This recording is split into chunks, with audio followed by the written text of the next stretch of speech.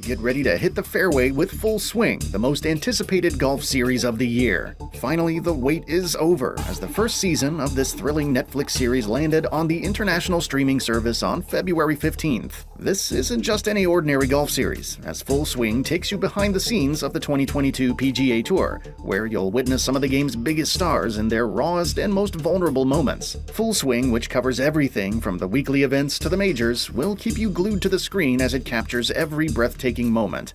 But the million-dollar question is, did Full Swing deliver on its promise of being a hole-in-one? Well, stick around as we dive deep into the nitty-gritty of this series and give you the full scoop. Remember to hit that subscribe button on Golf Links to stay up to date with all the hottest golfing news and highlights.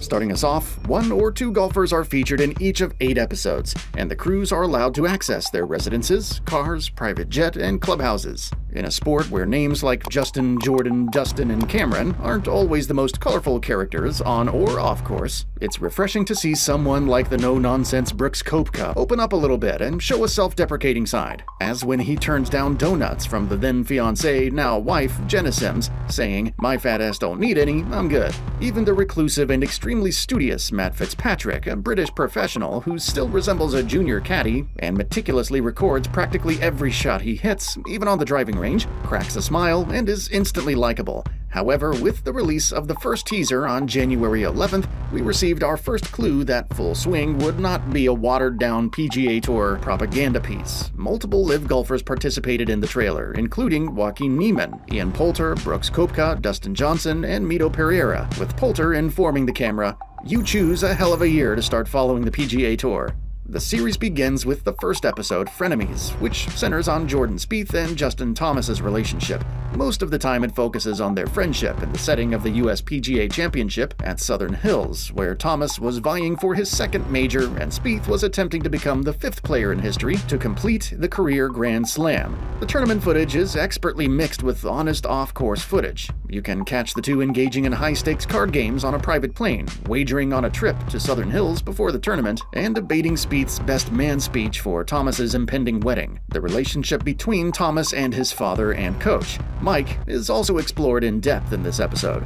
Mike's responses are expertly recorded as Thomas makes a final day push for the Wanamaker Trophy, and a magnificent moving scene is filmed after the competition when, having finally defeated Will Zalatoris in a playoff, an emotional Thomas, squatting with his hat covering his face, is hugged by his father. The series is elevated by these small details, which also wonderfully establish the tone for forthcoming episodes. LIV Golf's rise was always going to be one of the more intriguing components of the show, assuming it was accommodated. In episodes 2 and 3, titled Win or Go Home and Money or Legacy, Koepka and Poulter are the central themes. Following an agonizing near miss at last year's WM Phoenix Open, Koepka is shown dealing with his issues and cuts a troubled figure throughout much of the episode. The confident, almost arrogant image he presented on the PGA Tour is 180 degrees from his admissions of self-doubt and uneasiness. The contrast with Scottie Scheffler's seeming ease in becoming world number 1 makes it even more interesting to see these players' inner struggles away from the tournament limelight. It becomes nearly impossible not to root for Koepka at the episode's conclusion, which is also when the initial rumors about his interest in LIV are made.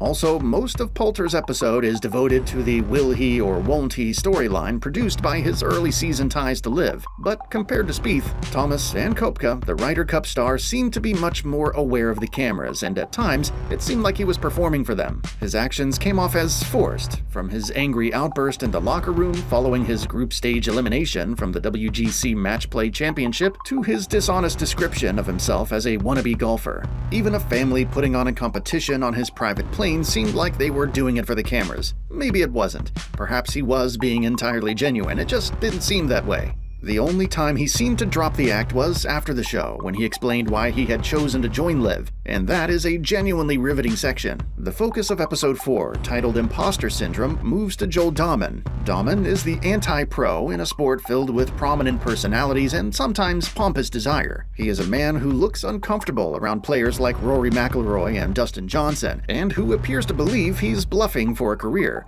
Someone has to be the world's 70th best golfer, he adds. It might just as well be me.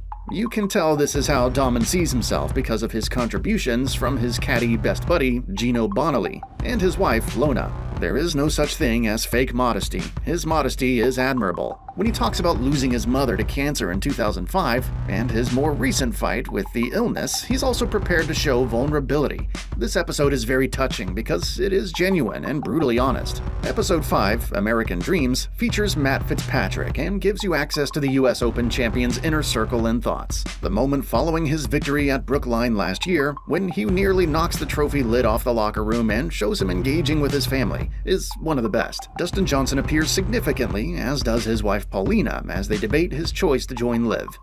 The spotlight is brought to Colin Morikawa and Tony Finau in Episode 6, and Tony, like Daman, comes off as genuine and unpretentious. This segment shows Colin Morikawa, 26, who has 5 PGA Tour titles, including 2 majors, on his resume and is meticulous about the color schemes of his attire and the fit of his gloves, and Tony Finau, 33, who has a top 5 finish in each of the majors and a skill level to rival anyone's, but has faced criticism about distractions, since he frequently takes his wife Elena and their kids on tour. This episode explores what it's like to tour while having a young family, and if it's feasible to do it while still being successful. Long before the cameras started rolling on the series, Finau had a reputation for being one of the friendliest and most popular people on tour. This episode is sure to strengthen that. Like Daman, his expression of emotion when discussing the passing of his mother makes you feel more connected to him, and his annoyance at missing his son Drace's golf competition because it conflicted with the 150th Open will be felt by any parent who's ever missed a school play, music performance, sporting event, etc. Tony Finau is, without a doubt, one of the nice folks. Although Colin Morikawa appears in this episode, his competitive, made-to-be-like Tiger mentality is almost entirely eclipsed by Finau's more approachable friendliness. In Episode 7, titled Golf is Hard, we look at what it's like to be a rookie on tour, focusing on Mito Pereira and Sahith Theegala. This was one time the series seemed to lose steam. Both look like nice individuals, especially Theegala, yet even before the season ended, each had already kept their playing rights, because there was no true sense of danger or terror as the year ended. The episode was forced to focus on the knowns of going on tour for the first time. It was difficult to shake the notion that this was a squandered chance, much like Pereira's lone closing hole failure at the US PGA. A solid episode with the potential to be amazing. The season finale, Everything Has Led to This, is a victory, and you can thank Rory McIlroy for that. Rory declined the offer to be a part of the show, but executive producer Chad Mumm eventually persuaded him to do so. The focus of Episode 8 centers on the Irishman's remarkable 2022, during which time he combined a miraculous comeback to form on the course with playing a key role for the course in the PGA Tour's battle against LIV Golf. It's not surprising to see McIlroy in exceptional form in front of the cameras because he is an articulate and charming interviewee who has already established himself as one of golf's best.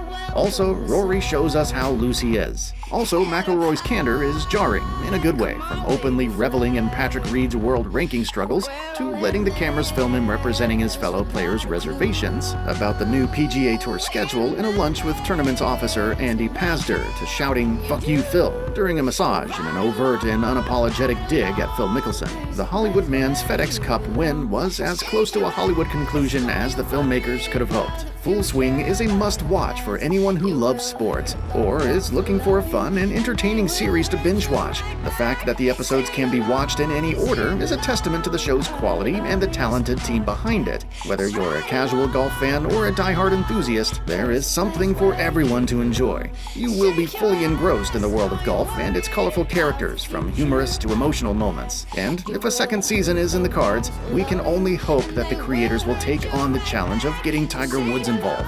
So grab your popcorn and get ready to hit the next video about LIV teams teeing up at the Mayakoba.